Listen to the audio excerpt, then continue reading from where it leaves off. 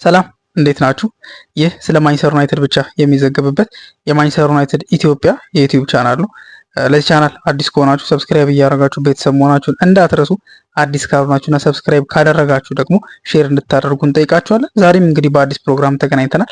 በዛሬው ፕሮግራም ደግሞ እንግዲህ በዩሮፓ ሊግ የመልስ ጨዋታ ማንቸስተር ዩናይትድ በሜዳው ኦልድ ትራፎርድ ሪያል ሶሲዳድን ያስተናግዳል። ስለዚህ ጨዋታ መነሳት ያለባቸውን ፖይንቶች አንድ ላይ እያነሳን የምንቆይ ይሆናል። እስከ ፕሮግራማችን ፍጻሜ ድረስ አብራችሁ እንድትቆዩ ተጋብዛችኋል። ማንቸስተር ዩናይትድ እንግዲህ የመጀመሪያውን ዙር የዩሮፓ ሊግ ጨዋታ እንግዲህ በዛ በሳን ሰባስቲያን ከሪያል ሶሲዳድ ጋር ጨዋታውን አድርጎ 1-1 በሆነ አቻ ውጤት ጨርሶታል። በአዲሱ ፎርማት መሰረት ወይንም ደግሞ ትንሽ ቆየት ብሏል። በእርግጥ ይሄኛው ከሜዳ ውጭ የሚባል ጎል ካለመኖሩም አንጻር 1-1 ማለት ሪሴንትሊ የሚቆጠሩ 0-0 እንደማለት ነው። ምክንያቱም ምንም ለውጥ የለውም። ቀጣዩን ጨዋታ ያሸነፈው ቡድን ነው የሚያልፈው ቀጥታ እንጂ አቻ እንኳን ቢወጣ አዛኛውም ጨዋታ ላይ 1-1 በሆናቸው ውጤት 2-2 በሆናቸው ውጤት እንኳን ቢወጡ ከሜዳ ውጭ ባገባ የሚባል ነገር እንደቀረ የሚታወቅ ነው። ከዚህ ቀደሙ ቢሆን ኖሮ ምናልባትም ማንቸስተር ዩናይትድ ከሜዳው ውጭ አንድ ጎል ማግባቱ በሜዳው 0-0 በሆነ ውጤት ወይም ደግሞ ኤኒ አቻ ውጤት እንደሚያሳልፈው እርግጠኛ ሆኖ ነበር ወደ ኦልድ ትራፎርድ ይመጣ የነበረው። ግን ያ ነገር ከመቅረቱም አንጻር ይሄ ጨዋታ 0-0 እንደሆነ መቁጠር እንችላለን። ስለዚህ የሚደረገው ትንቅንቅ ፉክክሩ ምናምን እንደ አዲስ ነው የሚጀምረው ማለት ነው። ልዩነቱ ምንድነው? የሜዳው ጉዳይ ብቻ ነው የሚለወጠው። ማንም የቤት ስራውን አልጨረሰም። ግን ደግሞ ከዛ ጨዋታ ላይ ግን የምንወስዳቸው ፖይንቶች ወይም ደግሞ የምንወስዳቸው ሀሳቦች ይኖራሉ። ለምሳሌ በዛ ጨዋታ ላይ ምን አይነት አጫወት ተጫወተ ቡድኑ የሚለው ነገር ይታይና የመልሱ ጨዋታ ላይ የሚኖረው ተጽዕኖ እንግዲህ እንደ መጀመሪያ ላይ እንደመጣው አቀራረብ ከዛ ሁለተኛው ላይ ይደግመዋል ተብሎ ባይታሰብም ግን የሆነ ኢንሳይት ይሰጠዋል። ለምሳሌ ሊቨርፑል ከፒኤስጂ የነበረውን ጨዋታ እንደምናስታውሰው ከዚህ ቀደም የተደረገውን በሜዳው በፓርክ ደስ ፕሪንስ የተደረገውን ጨዋታ ሊቨርፑል ሙሉ በሙሉ ኮንትሮል ማድረግ አቅቶት ነበር። ለምን? ሉዊስ ኤንሪኬ በታክቲክ በለጠው፣ ሸወደው ማለት ይቻላል ባጭሩ። ከዛ በኋላ ግን አንፊልድ ላይ በሚጫወቱበት ሰዓት ላይ ግን ያንን ዶሚናንስ መልሶ አንፊልድ ላይ መድገም ያን ያህል ጥሩ ነበሩ፣ ግን ያን ያህል አልነበረም። አሁንም በኦልድ ትራፎርድ ሩበን አሞሪም አትሊስት የሪያል ሶሲዳድ አጨዋወት በእርግጥ ከዚህ በፊት ገምግመውታል። ከአርሰናል ጋር የነበረውም ጨዋታ እንደምናስታውሰው ማንቸስተር ዩናይትድ በአቻ ውጤት የተጠናቀቀው ጨዋታ ላይ ፕሪሚየር ሊግ ጨዋታ ላይ የቻምፒየንስ ሊጉን ጨዋታ ከፒኤስቪ አይንዶቨን ጋር የነበረውን ጨዋታ ተመልክተነው ነበረ። ከዛ ፒኤስቪ ጋር የነበረውን ጨዋታ ተመልክተነው ነበር ማለት ፒኤስቪ አሸንፎ ቢሆን ኖሮ ፒኤስቪ እንዴት አሸነፈ፣ ምን ተጠቅሞ አሸነፈ የሚለውን ነገር ይወስዱትና ከዛ በኋላ እንደ ማርከሻ ይጠቀሙበት ነበር። ምናስታውስ ከሆነ ከአመት በፊት ፖርቶና አርሰናል ጨዋታ ነበራቸውና ፖርቶ እንግዲህ ያኔ ኮንሴንሳው የሚባለው አሁን የኤሲ ሚላን አሰልጣኝ የሆነው ማለት ነው እሱ ነበር አሰልጣኛቸውና አርሰናልን በዛ በፖርቶ በስታዲየማቸው 1-0 በሆነ ውጤት አሸንፈው ነበር። መጨረሻ ላይ ጋሌኖ የሚባለው ተጫዋች አስቆጥሮ ማለት 90 ደቂቃ አካባቢ ላይ ማለት ነው። ከዛ ያኔ እንዴት ነበር የተጫወቱት? ሙሉ 90 ደቂቃውን ፖርቶዎች በሎ ብሎክ ነበረ ሲጫወቱ የነበሩት ሙሉ በሙሉ በሚባል ደረጃ ማለት ነው። ከዛ አርሰናል ደግሞ ያኔ ደግሞ በጣም ዶሚኔት እያደረገ የነበረበት ወቅት ነበረ። ቡድኖች ላይ በቀላሉ ነበር 4 ጎል 5 ጎል 3 ጎል እንደቀልድ የሚያስቆጥረውና ኮንሴንሳው ያደረገው ነገር ለፖርቶን ብቻ ሳይሆን ለተቀሩትም በእርግጥ አርሰናል አልፎ ነበር፣ ግን ለተቀሩትም አርሰናልን ለመግጠም ለሚዘጋጁት ቡድኖች ትልቅ ኢንሳይት ሰጥቷቸው ነበር።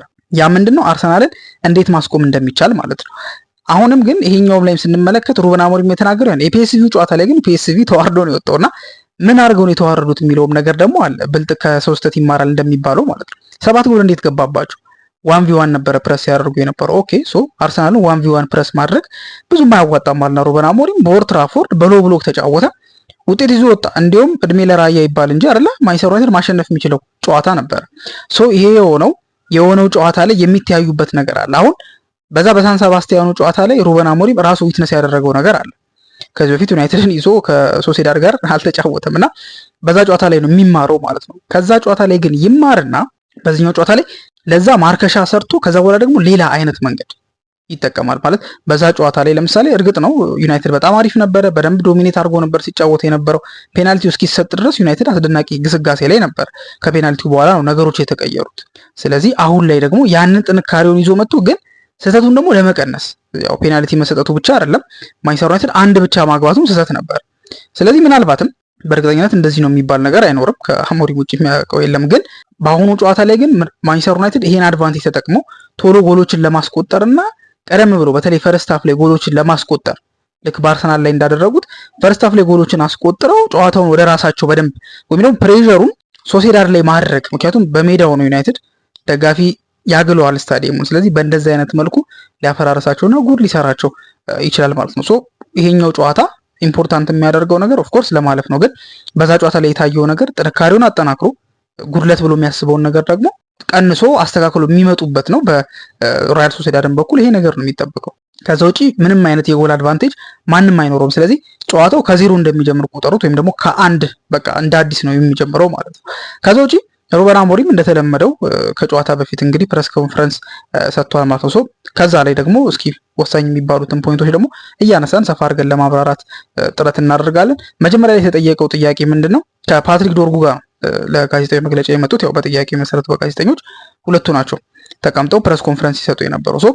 መጀመሪያ የተጠየቀው ጥያቄ ስለ ጉዳት ነው። ስለ ጉዳት ሲጠየቅ ሌኒ ዮሮ የነበረበትን ሲቹዌሽን እናስታውሳለን። ጥሩ የተጫወተ በነበረበት ሰዓት ላይ በጉዳት ምክንያት ተቀይሮ እንደወጣ እናውቃለን እና ስለሱ ሲጠየቅ እሱ አላገገመም፣ በዚህኛውም ጨዋታ ላይ አይኖርም፣ ግን ያን ያህል ሎንግ ተርም ነው ወይ ብሎ ደግሞ ጋዜጠኛው ሲጠይቀው ሎንግ ተርም ግን አይደለም፣ ግፋቢል ይሄንንና ማለትም የሶሴዳዱን ጨዋታና ቀጣይ የሚመጣውን ጨዋታ ቢያልፈው ነው፣ ከሁለት ጨዋታ በኋላ ግን ይመጣል ብሎ ነበር የተናገረው። ሜሰን ማውንት በአንጻሩ ደግሞ በጣም ቀርቧል፣ ለመምጣት ቀርቧል። ከቡድን ጋር ትሬኒንግ እያደረገ ነው ወደ አሰላለፍ ለመግባት ወይም ከጉዳቱ አገግሞ ለመምጣት በጣም እንደቀረበም ስለ ሜሰን ማውንት ተናግሯል። ሃሪ ማጓየርም እንደዚሁ በጉዳት ምክንያት እንደምናስታውሰው ርቋል ከሜዳ እና ስለ ማጓየር ሲጠየቅ ማጓየር በደንብ እያገገመ ነው፣ ጥሩ ላይ ነው ያለው፣ ግን በዚህኛው ጨዋታ ላይ ባይኖርም በቀጣዩ ጨዋታ ላይ ግን ይኖራል ብዬ ተስፋ አደርጋለሁ። ምክንያቱም ያሉት ነገሮች የሚያመላክቱት በዚህ ጨዋታ ላይ አይገባም ማለት በሶሴዳዱ ጨዋታ ላይ አይገባም፣ ግን ደግሞ ቀጣይ በሚኖረው ጨዋታ ላይ ግን ገብቶ እንደሚጫወት ተናግሯል።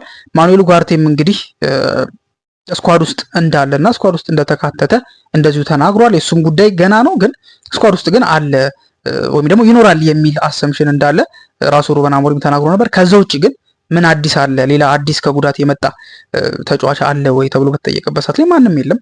እንደምናስታውሰው እንደነ ሉክሾ የመሳሰሉት አሁንም በጉዳት ምክንያት ከሜዳ የራቁ ተጫዋቾች አሉና ስለነሱ ነበር ተጠይቆ የነበረው። ግን ሌላ አዲስ ከጉዳት አገግሞ የተቀላቀለን ተጫዋች የለም ብሎ ተናግሯል።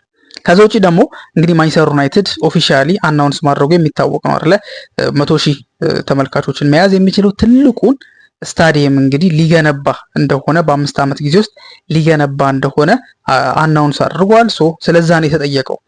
ምን ታስባለህ ስለዛ ጉዳይ ተብሎ ሲጠየቅ አሁን ትኩረታችን እዚህ ላይ ነው። ምክንያቱም አዲሱ ስታዲየም የሚደርሰው ከ5 ዓመት በኋላ ነው።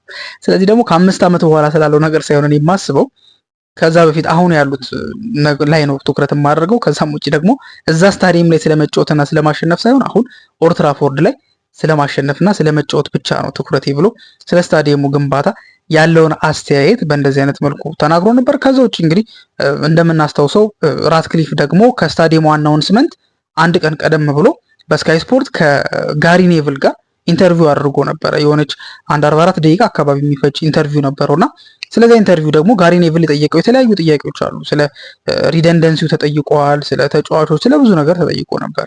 ከነዛ ውስጥ ግን ጋዜጠኞቹ ይረዳናል ብለው ለጥያቄ ይመቻል ብለው ያሰቡትና ይዘውት የመጡት ጥያቄ ምንድን ነው?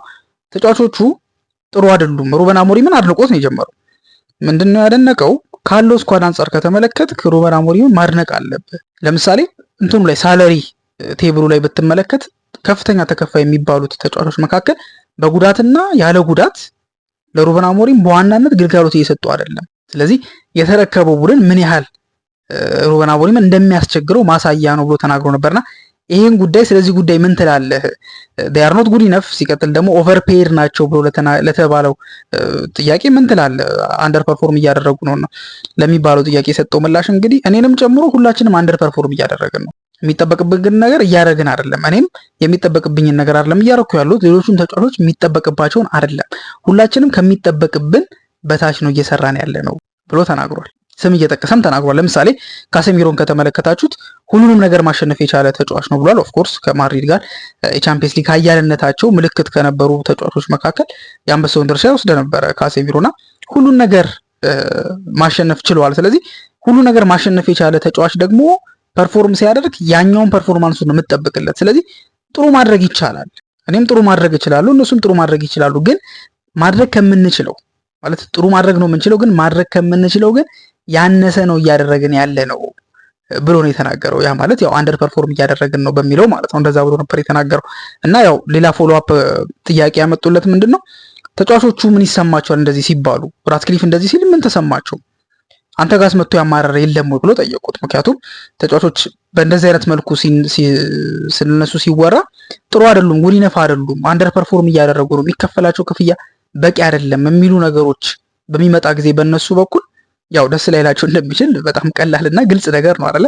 ሶ ምን ተሰማቸው እነሱ እና አንተስ ጋር መጥቶ ያማረረ የለም ወይ ነው ሲጠየቅ። እንግዲህ ማንም እንደዛ ብሎ አላማረረም። ትሬኒንግ አድርገን ነበረ፣ ፕሬስ ኮንፈረንስ በሰጠበት ቀን ላይ ትሬኒንግ አድርገን ነበርና በትሬኒንጉ ላይ ምንም ያሉት ነገር የለም። በጥሩ ሁኔታ ነው የተጫወት ነው። ኦፊሴም መጥቶ እንዲህ ነው ያለ የለም። ምክንያቱም መቀየር ይቻላል።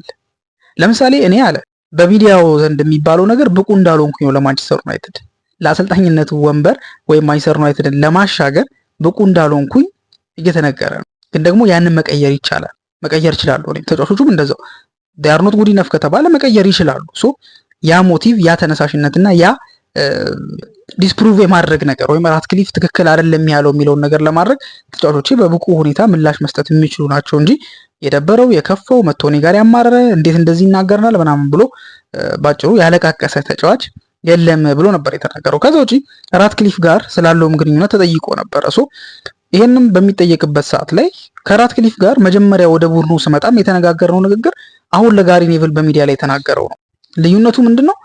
በሚዲያ ላይ መናገሩ ብቻ ነው እንጂ እኔ ኦልሬዲ ማውቀው ነገር ነው። ለኔ ሲያመጣኝም የነገሩኝ ነገር ነው። ከዛም በኋላ ከጨዋታው በኋላም ስንገናኝ የምንነጋገረው ይሄንን ነገር ነው። ግን ሚዲያ ላይ ወጥቶ ግን ይሄን ነገር መናገሩ ግን በጣም አሪፍ ነገር ነው። ምክንያቱም ለኔም ጥሩ ነገር አለው፣ በአጠቃላይም አሪፍ የሚባል ነገር ያለው ነገር ነው ብዬ አስባለሁ። ከዛ ውጪ ግን ሁሌ የሚነግረኝ ነገርና ያለውን ሪያሊቲ ነው በሚዲያ ነው የተናገረው እንጂ የተለየ አዲስ ነገር አይደለም የተናገረው ብሎ ራትክሊፍ ምን ያህል በሱ እንደሚያምንና ግንኙነታቸውም ጥሩ እንደሆነ በሚገናኙበት ሰዓት የሚያወሩት ወሬ ፖዚቲቭ ነገር እንደሆነ ለሱ ሙሉ በሙሉ ድጋፍ እንዳላቸው የሚያሳውቅ ነገር እንደዚሁ ሩበን አሞሪም ተናግሯል። ያው ሌሎችም ሚዲያዎች በእንደዚህ አይነት መልኩ ሲናገሩ እናስታውሳለን። ሙሉ ድጋፍ አለው አሞሪም የሚለውን ነገር በአጠቃላይ ማለት ነው። ከዛ ውጪ እንግዲህ አሁንም ወደ ስታዲየሙ ተመለሱና ጥያቄያቸው በኢንቨስትመንቱ ምክንያት ማለትም ውጪ የሚደረገው ኢንቨስትመንት ስታዲየም ላይ የሚወጣው ኢንቨስትመንት ሜዳ ላይ ያለውን ነገር ችግር አያመጣም ወይ ብለው ጠይቀውታል። ምክንያቱም እንደምናስታውሰው በተለይ በአርሴን ቬንገር ነው ይህ ነገር በተደጋጋሚ የሚነሳውና ስታዲየም በሚገነባበት ሰዓት ላይ በጣም ነበር ሲቆጥብ የነበረው። ለበቃ ቡድኑ ላይ ኦልሞስት ሜዳ ላይ ምንም አይነት ኢንቨስትመንት አልነበረም ማለት ይቻላል የሚሉ ድምጾች ነበሩ። ሁላችንም የምናውቀው ነገር ነበር። ራሱ ቬንገርም ስታዲየም እየገነባው ነው ብሎ ስላለው ሁኔታ ተናግሮ ነበርና አሁንም ማንቸስተር ዩናይትድ ደግሞ ትልቅ ስታዲየም ነው እንግዲህ ወደ 100,000 ሲተሮች ያሉት ወይም ደግሞ መቀመጫዎች ያሉት ትልቁን ስታዲየም ነው። ፕላኑን አይታችሁታል ብዬ አስባለሁ ምስሉን እና በቪዲዮ አድርገው የመጣውን የፕላን አኒሜሽኑን ማለት ነው እና ምን ያህል ትልቅ እንደሆነ ምን ያህል ከባድም እንደሚሆን ኖርማንድ የሚባለውም አርክቴክት ሲያብራራው ሲናገረው ነበርና እንደዚህ የሚያክል ትልቅ ፕሮጀክት እያለ ሜዳ ላይ ያለው ሁኔታ ወይም ደግሞ ሜዳው ላይ ያለው ኢንቨስትመንት ይዳከማል ብሎ ማሰብ ጤነኝነት ነው። ይሄን ነበር የተጠየቀው። ያው እንግዲህ ባጭሩ የመለሰው ነገር ብሎ ፕላን አለን፣ ይሄ ነገር እንደሚመጣ እናውቃለን። ይሄን ነገር ለቡድኑ ለአጠቃላይ ገጽታ ለክለቡ የሚሰጠው ጥቅም ቀላል የሚባል አይደለም። ግን ደግሞ ይሄን ነገር እያወቀ ነው ፕላን ግን አዘጋጅተናል። ለዚህ ጉዳይ ፕላን አለን። ያ ማለት አንጎዳም ምናምን የሚለው አንድምታ ሳይሆን ግን ፕላን አለን። ለምሳሌ በምን አይነት መልኩ ነው? ለምሳሌ አሁን ሜዳ ላይ ያለው ኢንቨስትመንት ሜቢ ፍሪ ኤጀንት ተጫዋቾች ላይ ትኩረት ሊያደርጉ ይችላሉ። ስካውቲንጋቸውን ይሄ ትንሽ ወጪ የሚያወጡ በእርግጥ አሁንም ስታዲየሙ ተገነባም አልተገነባም ተጀመረም አልተጀመረም ማንቸስተር ዩናይትድ በአሁኑ ክረምት አትሊስት እጁ በጣም አጥሮ ነው የሚጀምረው። ይሄኛውን ዩሮፓ ሊግ እንግዲህ በልቶ ምናልባት በተወሰነ መልኩ ያን ነገር ማስተካከል የማይችል ከሆነ ከዚህ በኋላ ሊመጡ የሚችሉ ተጫዋቾች ትልልቅ ተጫዋቾች ይመጣሉ ተብሎ አይታሰብም። ፍሪ ኤጀንቶች ካልሆኑ እንደነ ጆናታን ታህ የመሳሰሉት የሌቨርኩሰኑ ተጫዋች ፍሪ ኤጀንት ነው። እንደሱ አይነት ፍሪ ኤጀንቶች ተጫዋቾችን ደግሞ ለማምጣት ምናልባት ጥረት ሊያደርጉ ይችላሉ እንጂ ይሄ በውድ ዋጋ ትልልቅ ተከላካዮች ትልልቅ አጥቂዎች ግን የማምጣቱ ነገር በማንቸስተር ዩናይትድ በኩል ቀነስ ያለ ነው የሚሆነው። ወደ ቻምፒየንስ ሊግ የሚገባ ከሆነ ግን ያ በተወሰነ መልኩ እጁ የሚፈታለት ይሆናል። ፕላኑ አሁን የስታዲየሙ ነገር ሲጨመር ከዛ በኋላ የሜዳ ላይ ደግሞ እንደዚሁ የተጫዋቾች ግዢ ላይ ያለውም ገደብ የፒኤስአር ሁኔታ በሚጨምርበት ሰዓት ላይ ዩናይትድ በጣም በተገደበ በጀት እንደሚንቀሳቀስ ይታወቃል። ግን ያን ነገር ግን እንዴት አድርገን እንደምንሰራውና ስኬታማ እንደምናደርገው ፕላን አለን ብሎ ሩበን አሞሪም ተናግሮ ነበር። ከዛ ውጪ ቅድም እንዳልኳችሁ ከፓትሪክ ዶርጉ ጋር ነበረ ጋዜጣዊ መግለጫ ሰጥቶ የነበረው ሰው ለሱም የተወሰኑ ጥያቄዎች ጠይቀውት ነበረ። መጀመሪያ ላይ የጠየቁት ጥያቄ ምንድነው? ምን አይተህ መጣህ ነው። ባጭሩ ምንድነው አይተህ የመጣህ ወደ ማንቸስተር ዩናይትድ ስትመጣ ከሌቼ ወደ ማንቸስተር ዩናይትድ ለምን መጣህ የሚል ጥያቄ ነው መጀመሪያ የተጠየቀውና የመለሰው መልስ ምንድነው መጀመሪያ ከዚህ ወደ ማንቸስተር ዩናይትድ ከመምጣቱ በፊት ሩበን አሞሪምን በስፖርቲንግ ሊዝበን አውቀው ነበር። አጫወቱን አውቀው ነበረ፣ ምን እንደሚፈልግ አውቅ ነበረ፣ ምን አይነት ስታይል እንደሚጠቀም አውቅ ነበረ። ሳየው የማጥቃትም እገዛው የመከላከልም ስራው በጣም አሪፍ ነው፣ ሞር ደግሞ አታኪንግ ፉትቦል የሚጫወት አሰልጣኝ ነው ብሎ ተናገረ።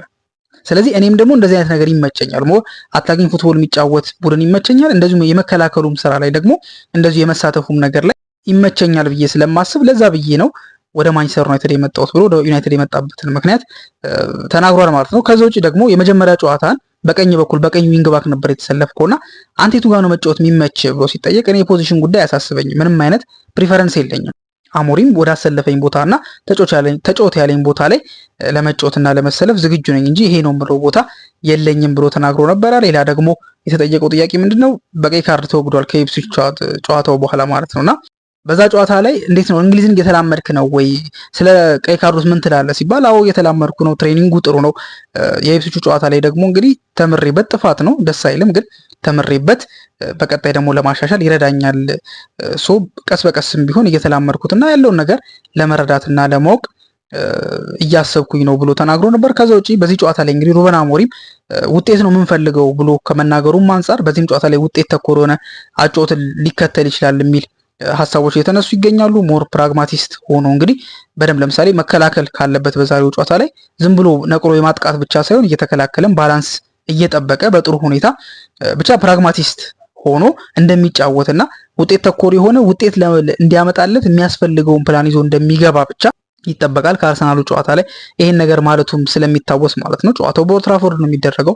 እንዳለው በዚህ አይነት አጨዋወት መጫወት አይፈልግም፣ ማጥቃት ይፈልጋል። አሁን ላይ ግን ማድረግ የሚችለው በእነዚህ አይነት መልኩ እየተጫወተ ወደፊት ሁሉ ነገር ሲሟላለት ማጥቃት የሚችል ቡድንን መስራት እንደሚችል ያው አርፈዶም ቢሆን ነው የሚባለው አይደል የተረዳ ይመስለኛልና በተለይ ደግሞ የአውሮፓ ሊጉ ሁኔታ በጋዜጣዊ መግለጫው ላይም ደጋግሞ ሲያነሳው የነበረው ነገር በቃ ወሳኝ የሆነ ነገር ነው። በእርግጥ ሁሉ ነገር ሴቭ አያደርግልንም፣ ግን ኦፍ ኮርስ ለቀጣይ አመትም ለቀጣይ ቡድን ግንባታ ትልቅ አስተዋጽኦ ይኖረዋል ብሎም ተናግሯል። ስለዚህ በዚህኛው ጨዋታ ላይ ሞር ፕራግማቲዝም አጨዋወትን ተከትሎ በአሪፍ ሁኔታ መከላከል ካለበት ተከላክሎ በሚያስፈልግ በትራንዚሽን መጫወት የሚያስፈልግበት ሰዓት ላይ በትራንዚሽን እየተጫወተ ውጤት ይዞ ሊወጣ እንደሚችል ይጠበቃል ማለት ነው። እንግዲህ የእናንተስ ሀሳብ ምንድነው ስለዚህ ጨዋታ የሚለውን ነገር እዚህ ኮሜንት ሴክሽን ላይ እንድታስቀምጡልን እንጠይቃችኋለን። በቀጣይ ፕሮግራም እስከምንገናኝ ላይክ፣ ሼር፣ ኮሜንት፣ ሰብስክራይብ እያደረጋችሁ ጠብቁን። መልካም ጊዜ ይሆንላችሁ።